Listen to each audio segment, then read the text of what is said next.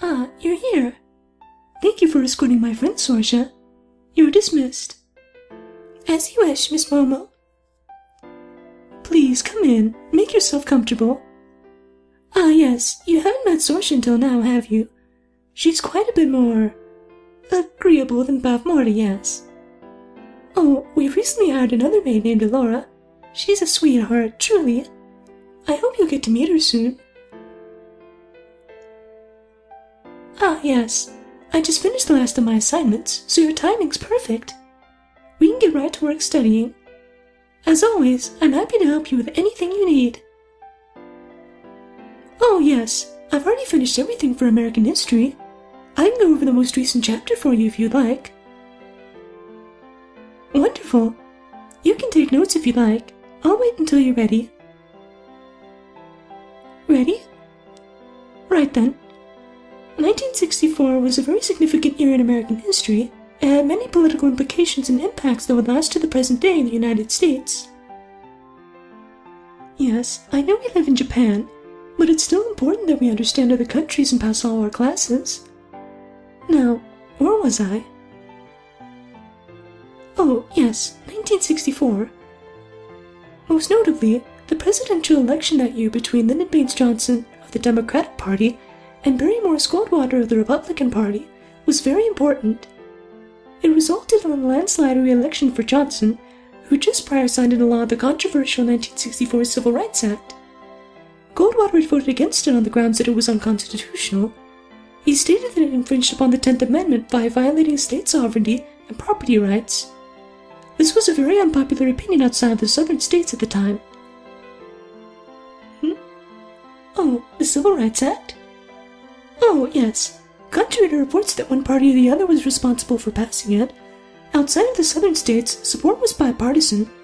This is because states outside the South preferred federal interventionism, whereas in the South, states valued state sovereignty and were generally suspicious of the United States federal government.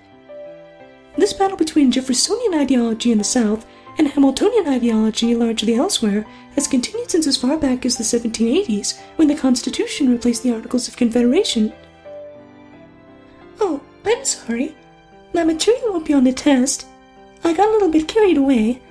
You won't need to know any specifics about the Civil Rights Act, only that it happened that year, and that it helped Johnson get re-elected, whereas Goldwater's opposition to it contributed to his own party largely abandoning him during his campaign. They even went as far as to support the opposite candidate.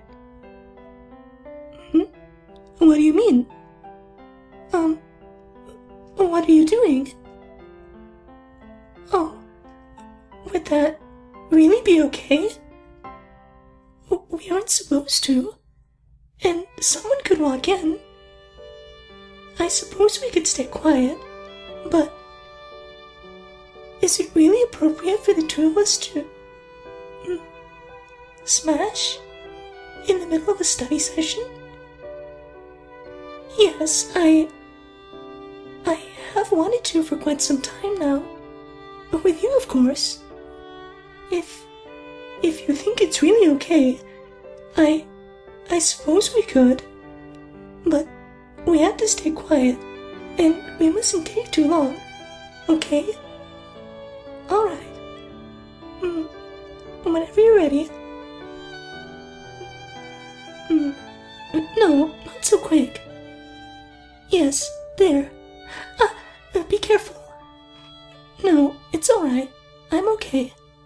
Just don't rush in so quickly. You never know what might happen. Yes. Yes, there it is. We're almost there.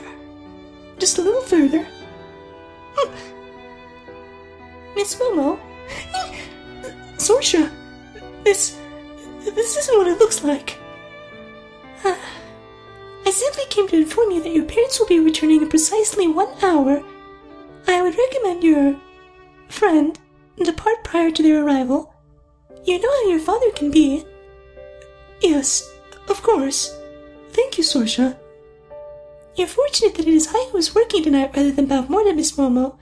She would have immediately informed your father of this.